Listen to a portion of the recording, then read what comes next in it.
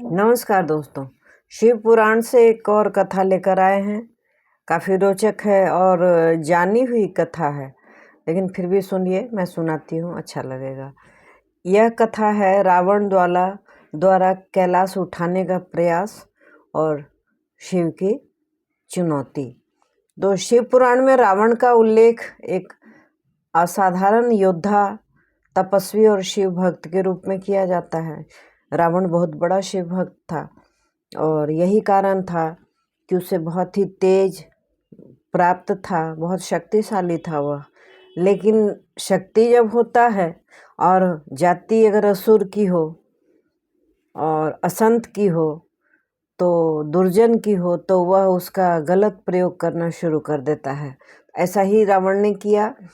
वह ज्ञानी, परम विद्वान और महान शक्तियों का स्वामी था, लेकिन उसे अहंकार ने कई बार विनाश के मार्ग पर ढकेल दिया था।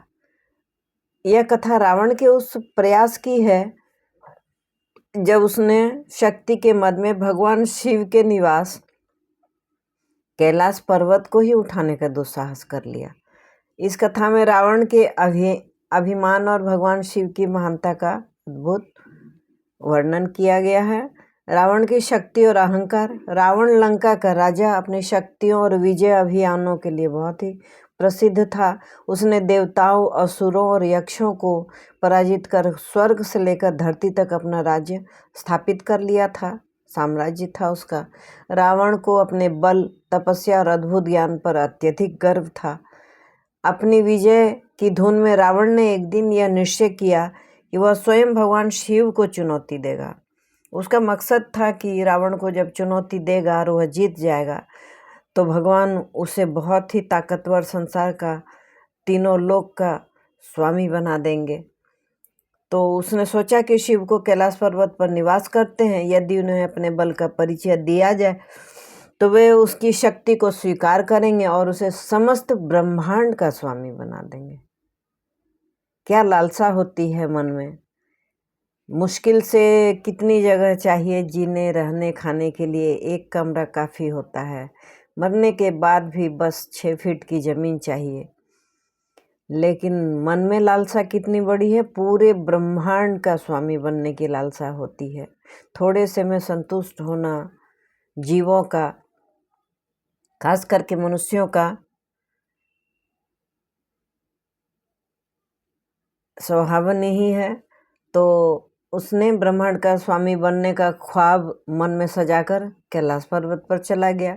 रावण अपने पुष्पक विमान पर बैठकर कैलाश पर्वत के पास पहुंचा। कैलाश पर्वत, जो भगवान शिव और माता पार्वती का निवास स्थान है, अपनी अद्भुत दिव्यता और शांत वातावरण के लिए जाना जाता है।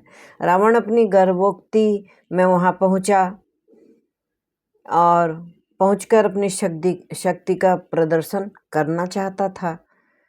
रावण ने कैलाश पर्वत के विशाल आकार को देखकर निश्चय किया कि वह पर्वत को अपनी भुजा से उठा लेगा। उसने सोचा कि वह कार्य उसके बल और शक्ति का सबसे बड़ा प्रमाण होगा।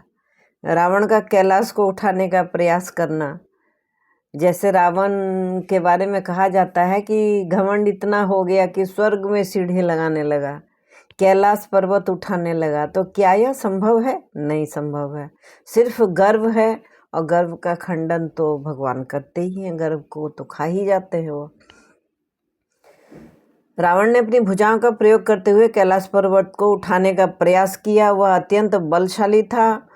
उसकी बाहों में इतनी शक्ति थी कि उसे पर्वत को हिलाना शुरू कर दिया। कैलाश पर्वत हिलने लगा, जिससे वहां उपस्थित देवता, ऋषि और अन्य प्राणी जो थे वो भयभीत हो गए। माता पार्वती भी इस हलचल से भयभीत हो गई। अब जैसे भूकंप आता है तो कैसे हम लोग डर जाते हैं, लगता है कि सब कुछ गिर जाएगा, ध्वस्त हो जाएगा। और भगवान शिव ने इसकी वजह पूछी उनसे।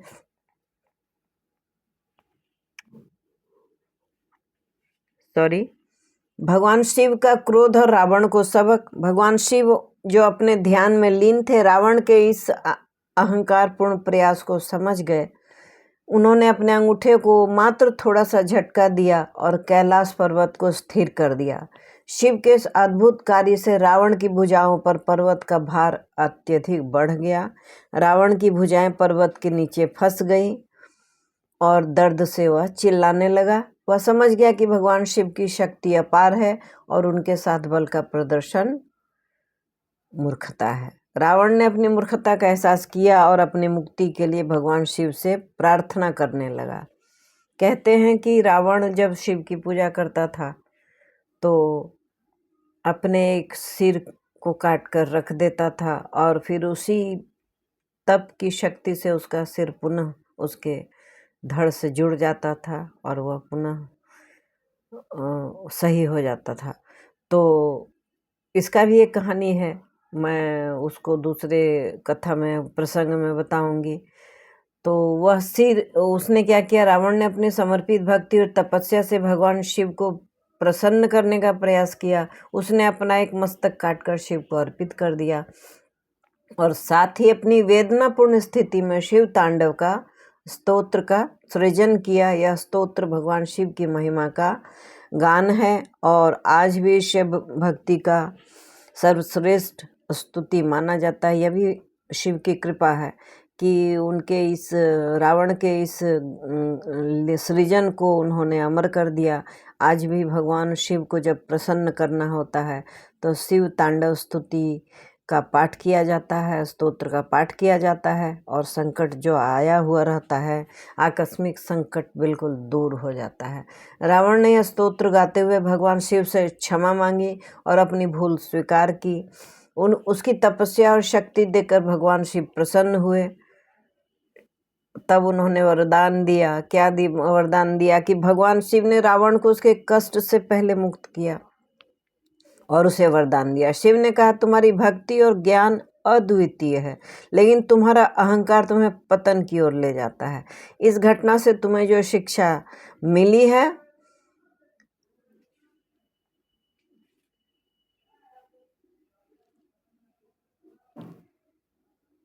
उसे तुम याद रखना।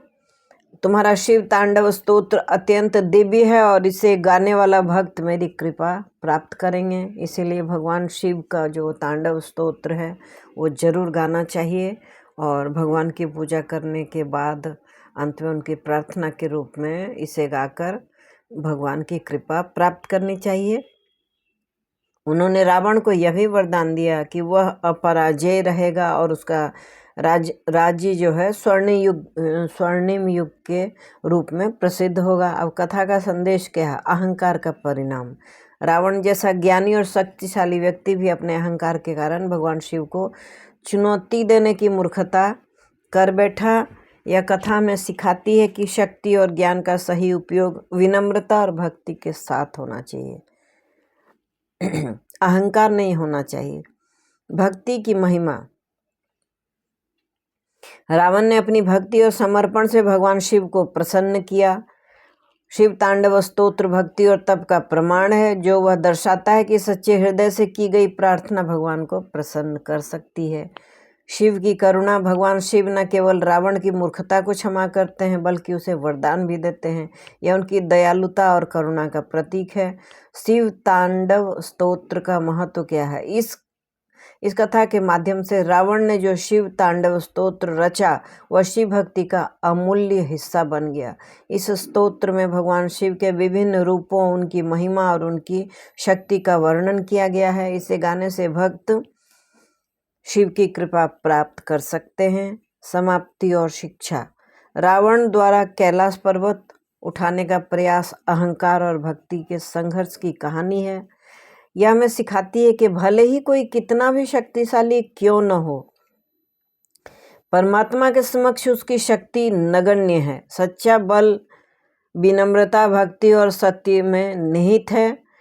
भगवान शिव की महिमा, उनकी दया और उनकी शक्ति का यह उदाहरण सृष्टि में उनके सर्वोच्च स्थान को दर्शाता है। उनके इस स्थान को जो भी नज़रअंदाज करता है उसे तकलीफ उठाना पड़ता है, और अगर कोई तकलीफ जीवन में आया है तो उसे भगवान शिव ही दूर कर सकते हैं। भगवान शिव की भक्ति अमूल्य है। आप भी करें और यह वीडियो सबको शेयर करें। सबको यह प्रेरणा मिलेगी कि शिव भक्ति से दूर जाकर कहीं भी उद्धार नहीं है और अच्छा लगे तो लाइक कर दें, शेयर करें, नए हैं तो सब्सक्राइब कर दें, एक बेल बटन आता है उसे भी हिट करें। मैं बहुत सारी कहानियाँ सुनाती हूँ, मैंने बहुत सारी कहानियाँ सुनाई भी हैं, आप चाहें तो चेकआउट कर सकते हैं। किस तरह की कहानी आपको पसंद है आप कमेंट करके मुझे बता सकते हैं। सपोर्ट करें मुझे। Thanks for watching.